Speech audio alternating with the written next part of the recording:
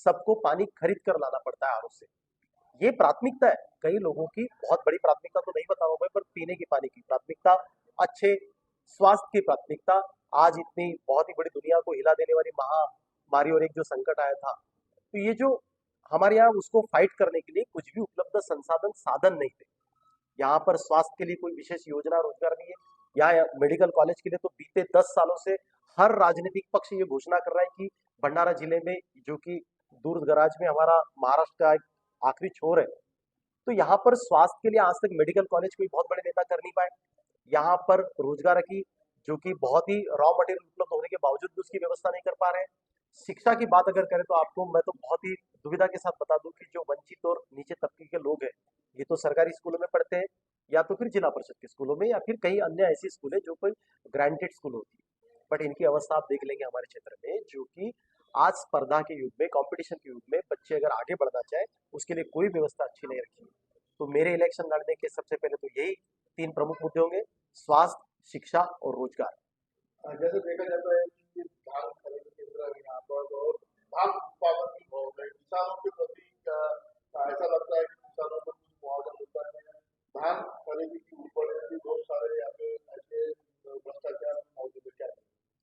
जी बिल्कुल निश्चित।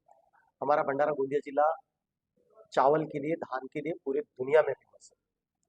बट आप एक दुख की बात बता दूं, आपने बहुत सही सवाल किए है सर। जो सरकारें लोगों को चावल देती है, जो फुकट में ये 2 रुपए किलो जो चावल दे रही है, अनाज दे रही है, वो उत्पाद हमारे यहाँ का नहीं है। हमारे यहाँ तो बहुत ही सुंदर क्वालिटी का चावल मिलता है।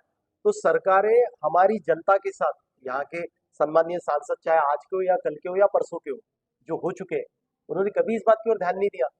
जो चावल हमारे यहाँ उत्पाद होता है, जो अन्य इतनी अच्छी क्वालिटी का चावल होने के बावजूद, जो रोजगार करने वाले गरीब दराज के लोग, या फिर जो बेचारे खुद ही जो खेती पे काम करने वाला किसान, जो इस दुनिया का प्रमुख उत्पादक है, जो सबकी पेट भरने का काम करता है, पर खुद वो किसान, वो 2 रुपए वाला चावल कभी आप खा के देखिए, या फिर एक आधे आमदार खासदार को अपने घर में बुलाइए, सांसद को, उसको इन्विटेशन देके वो चावल खिलाइए, वो चावल तो जानवरों के खाने के लायक भी नहीं है। ये सभी गरीब लोग उसी चावल को फिर से मार्केट में बेचते हैं। ये एक संकल है। जब हमारे जैसे साथ एक सामान्य इंसान को ये बात पता है, जो चावल सरकारें राशन की दुकान से बांटती है, वो चावल इतना निचली स्तर का है और इतनी लो क्वालिटी का है कि हमारे गरीब लोग भी उस चावल को खाना पसंद नहीं करते। और यहाँ चावल इतना होने के बावजूद भी जो चावल की यहाँ पर प्रक्रिया उद्योग कोई है नहीं, अपने यहाँ है ही नहीं। मैं तो सिर्फ राइस मिले लोग लेके बैठ गए। बट मुझे बताइए, कोई अगर गाड़ी निर्माण करती कोई कंपनी, समझ लीजिए 2 व्हीलर या 4 व्हीलर, तो उस कंपनी उस गाड़ी की कीमत खुद तय करती है। भाई वो जो रेट होता है, उसका सेलिंग प्राइस रेट होता है, कंपनी तय करती है। बट आज इस दुनिया का पोशिंदा जिसको बोलते हो, जो किसान चावल उत्पाद करता है या फिर कोई अन्य फसल उत्पाद करता है, उसकी रेट तय करने की उसको कोई मुभा नहीं है, उसको कोई अधिकार नहीं है। और वो सरकार को अगर बोले तो सरकार भी इनके आंदोलन को भी दबा देती है, सारी दुनिया ने देखा हुआ है। तो आपको लगता नहीं है ऐसा कि जो किसान अपने इसको माल को उत्पाद करता है, उसको जो सरकारें न्याय नहीं दे पा रही है? और रही बात अपने धान घोटाले की, जब बार बार भंडारा लोकसभा क्षेत्र के अंतर्गत इस बात को उछाला गया, सामने लाया गया, तो क्या पुलिस चुप क्यों बैठी हुई? क्यों इस बात को नहीं उठाते? जब साधारण लोगों को मालूम है कि धान का जो खरीदी केंद्र है, वहां पर से डायरेक्ट घोटाला हो रहा है, हजारों क्विंटल धान पानी में खराब हो रहा है, तो ये तो सीधी है ना कि उन्हीं लोगों को बड़े करो, और वही पॉलिटिक्स पे वो लोग हैं। सो मैं आपको इस मीडिया के माध्यम से बता देना चाहता हूँ कि कृपया पुलिस भी, प्रशासन भी अपना राइट्स वापरते हुए इसको न्याय दे। और ये बहुत छोटी चीज है साहब, इसको न्याय दे आ सकता है अगर हम लोग सांसद में जाते हैं। मैं आपको निश्चित बताता हूँ, इस क्षेत्र में अगर गरीब किसान को अगर जो चावल दिया जाएगा, वो इसी क्षेत्र में उत्पाद किया हुआ चावल दिया जाएगा, इसका मैं वचन देता हूँ। बताया जाता है कि कांग्रेस का एक बहुत बड़ी चुका है, हम गोंदिया भंडारा कांग्रेस की वजह से ही बहुत सारी चीजें यहाँ पे कलंकित हो चुकी है। इस बारे में क्या करें? देखिए, मैं इस बारे में इसलिए कुछ नहीं कहना चाहूंगा कि आप मुझे बताइए, आप बताइए कौन कांग्रेसी है, कौन भारतीय जनता पार्टी का है? अब यहाँ जो नाना पटोले, वो कल इसके पहले भारतीय जनता पार्टी से सांसद थे। यहाँ के सम्मानीय जो प्रफुल्ल पटेल है, वो कल दूसरे पक्ष से सांसद थे। तो यहाँ पर कौन किस पक्ष से कहाँ रहेगा, यानी पक्ष की बात हम लोग इसलिए नहीं कर सकते क्योंकि यहाँ पर कोई वजूद नहीं बचा है, कोई स्वाभिमान नहीं बचा है। तो जो जो लोग इस चीज को जिम्मेदार है, जिन्होंने जिन्होंने इस सिस्टम को बिगाड़ने का काम किया है, क्योंकि उन्होंने सुधारे नहीं, दैट्स वाई ये लोग जिम्मेदार है इस सिस्टम को बिगाड़ने के। पक्ष विपक्ष की बात हुई, सत्तावादी की बात की जाए, तो आपको क्या लगता है कि इनके किन किन मतों से चुन के आएंगे, या हो सकता है आज जनता जो उनके पक्ष में खड़ी है या नहीं है, आपको क्या लगता है? देखिए, जनता की बात बताऊं तो मैं तो खुद बताऊं कि मैं आपसे इस मीडिया के माध्यम से नम्र निवेदन निवेदन करता हूं। मैं खुद उम्मीदवार हूं और मैं कार्य करता हूं सामान्य जनता के लिए। मेरे साथ दिव्यांगों की बहुत बड़ी फौज है इस पूरे लोकसभा क्षेत्र में। मैं उनके लिए काम करता हूं। कई दिव्यांग बेटियों की शादियां जो बेचारी चल नहीं सकती, देख नहीं सकती, जो कुछ अपना खुद का वैयक्तिक काम नहीं कर सकती, इन लोगों के लिए भी मैंने काम किया हूँ। मेरे साथ आज इन सबका आशीर्वाद है। जो बुजुर्ग लोग हैं उन लोगों की मदद करना ये तो हमारा स्वाभाविक गुणधर्म है।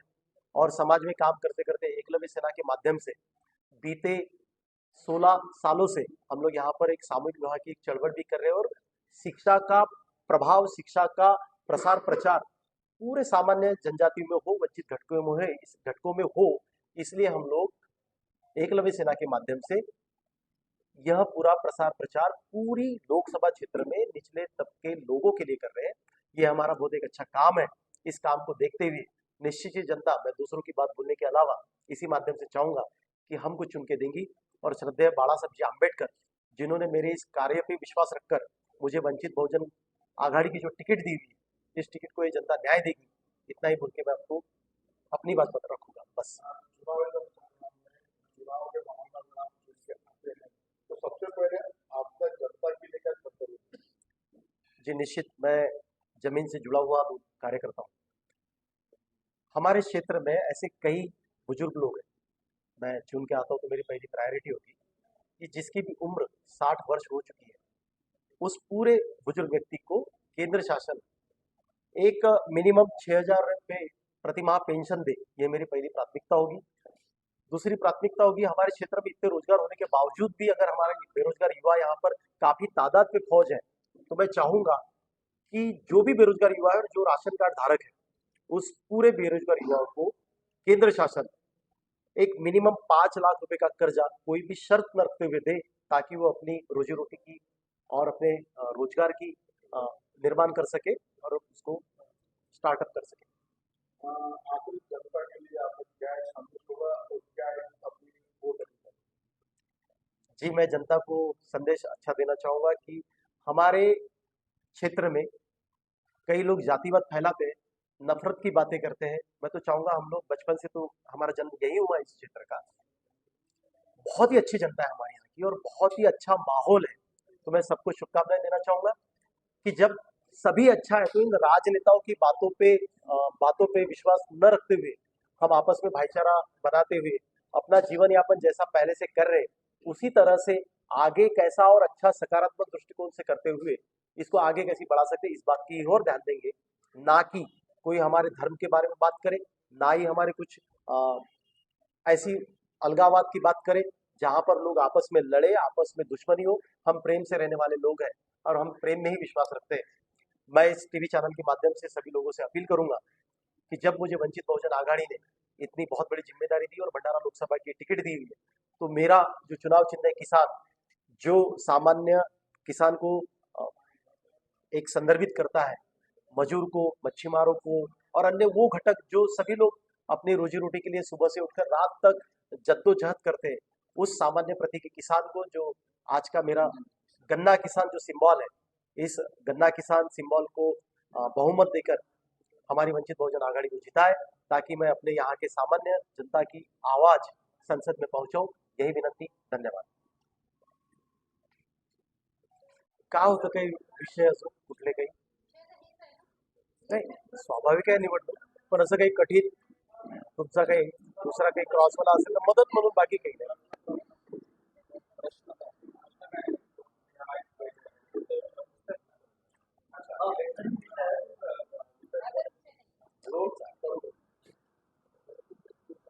नाही, असू देत मग बाकी लोकांना.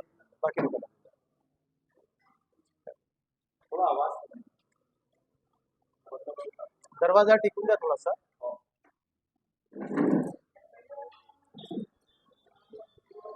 मोबाइल पहले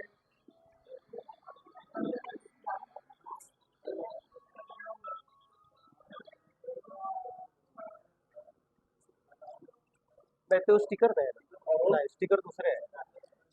हो मराठीत पण तुम्ही सांगा काय दोन्ही चालेल सर्व चालेल. बरं मला मोबाईल खेळायला बंद करा. तो दरवाजा लावून घ्या. तो दार लावून घ्या भाऊ. दरवाजा लावून घ्या.